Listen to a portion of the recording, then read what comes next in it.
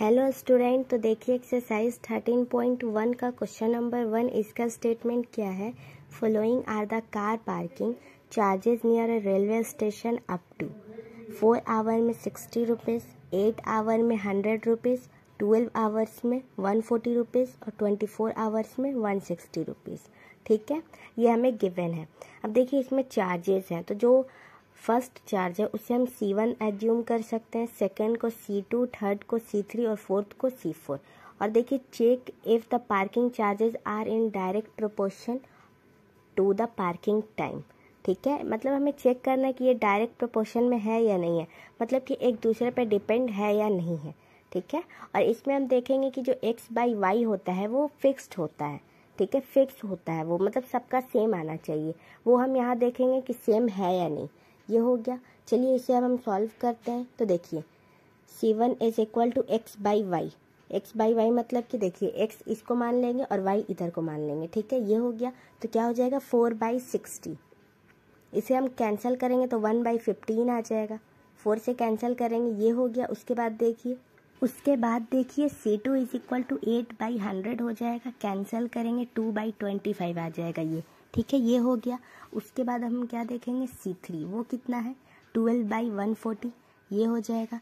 इसे हम कैंसिल करेंगे तो क्या हो जाएगा, सबसे पहले 2 से कैंसिल करेंगे तो क्या हो जाएगा, देखिए यहाँ 2 से कैंसिल करेंगे 12 को 6 टाइम में और 140 को 70 टाइम में। अब इसे कैंसिल करेंगे फिर से 2 से 3 टाइम में और 35 टाइम में, तो क्या हो जाएगा 3/35। उसके बाद देखिए C4 इज इक्वल टू 24/180। इसे हम कैंसिल करेंगे 6 टाइम में 24 को और 180 को 45 टाइम में। फिर से कैंसिल करेंगे 2 टाइम में और 15 टाइम में, तो क्या आ जाएगा हमारा 2/15। ये हो जाएगा हमारा C4। तो देखिए C1 is equal to 1/15, C2 is equal to 2/25, C3 is equal to 3/35, C4 is equal to 2/15। तो देखिए इसमें कोई भी इक्वल नहीं है, सब अलग अलग है। ठीक है, तो देखिए उसी को हम यहाँ लिख सकते हैं 1/15 is not equal to 2/25 is not equal to 3/35 is not equal to 2/15। इसमें से कोई भी इज इक्वल टू नहीं है, मतलब सब अलग अलग है। ठीक है, कोई भी इक्वल नहीं है। तो अब उसके बाद हम यहाँ क्या लिखेंगे, तो देखिए यहाँ लिख लेंगे so they are not in direct proportion. अगर डायरेक्ट प्रोपोर्शन में होता तो ये सब इक्वल होते, लेकिन इसमें से कोई भी इक्वल नहीं है, तो क्या हो जाएगा so they are not in direct proportion. ये हो जाएगा इसका आंसर। आई होप आपको अच्छे से क्लियर हो गया होगा। और अगर आपने अभी तक इसका इंट्रोडक्शन नहीं देखा है तो वो देख लीजिए, उससे आपको ज़्यादा अच्छे से क्लियर होगा। उसमें सब बताया हुआ है कि क्या होता है डायरेक्ट प्रोपोर्शन, इन्वर्स प्रोपोर्शन।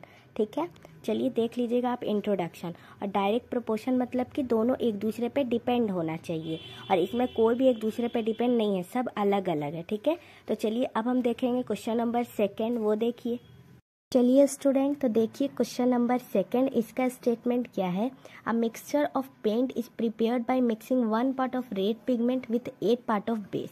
ठीक है, इसमें देखिए 1 पार्ट ऑफ रेड पिगमेंट है और 8 पार्ट ऑफ बेस है। तो इन द फॉलोइंग टेबल, यहाँ हमें टेबल गिवन है, find the part of base that need to be added. और इसमें हमें पार्ट ऑफ बेस फाइंड करना है। ठीक है, तो देखिए ये एक टेबल है जिसमें है पार्ट ऑफ रेड पिगमेंट, उसमें क्या गिवन है 1, 4, 7, 12, 20।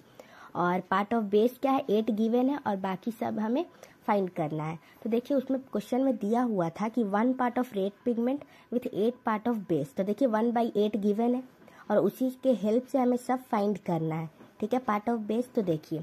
तो देखिए जो पार्ट ऑफ बेस हमें फाइंड करना है उसे हम एज्यूम कर लेते हैं ABCD। ठीक है, ये हो गया। अब देखिए इसे हम कैसे सॉल्व करेंगे, तो 1/8 is equal to 4/A, first part का ये हो जाएगा। तो देखिए दोनों को क्रॉस मल्टीप्लाई करेंगे तो क्या हो जाएगा A into 1A is equal to 8 into 4, तो A इज इक्वल टू 32, ये आ गया।